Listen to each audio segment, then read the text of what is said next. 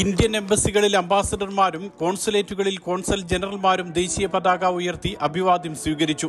Abu Dhabi Indian എംബസിയിൽ രാഷ്ട്രപിതാവിന്റെ പ്രതിമയ്ക്ക് മുന്നിൽ പുഷ്പാർച്ചന നടത്തിയ ശേഷം സ്ഥാനപതി സഞ്ജയ് സുധീർ ദേശീയ പതാക ഉയർത്തി.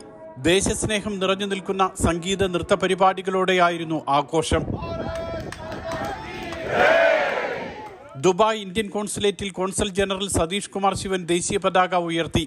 രാഷ്ട്രപതിയുടെ സന്ദേശം അദ്ദേഹം വായിച്ചു.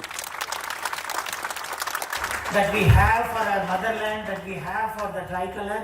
So you are inspiring a lot. We don't inspire.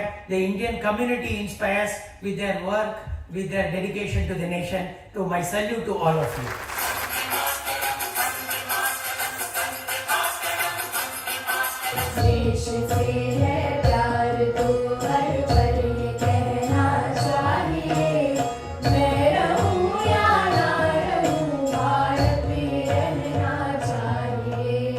It's amazing. We normally come every year. So it was this year we were a bit doubtful because it was 6:30 a.m. with kids because I have another one daughter, 2.5-year-old. But we all came. So it's really nice. And they are enjoying it, so that feels amazing. സ്വാതന്ത്ര്യം വലിയൊരു ഉത്തരവാദിത്തം കൂടിയാണ്. അപ്പോൾ നമ്മളുടെ ആ ഒരു റൈറ്റ്സിൻ്റെ ഒപ്പം തന്നെ റെസ്പോൺസിബിലിറ്റീസ്, നമ്മളുടെ അവകാശങ്ങൾക്കൊപ്പം തന്നെ നമ്മളുടെ ഉത്തരവാദിത്തങ്ങളെയും കൂടി ഓർമ്മിപ്പിക്കുന്ന ഒരു ദിവസമാണ്.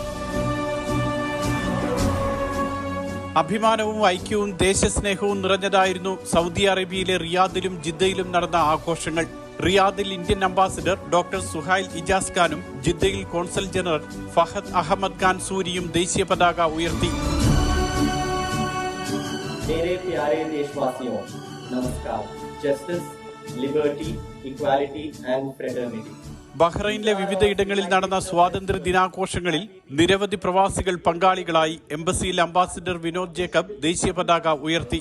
സാംസ്കാരിക പ്രവർത്തകരടക്കം നിരവധി പേർ ആഘോഷങ്ങളിൽ പങ്കെടുത്തു. വിവിധ ബ്യൂറോകൾക്കൊപ്പം മാതൃഭൂമി ന്യൂസ്, ദുബായ്.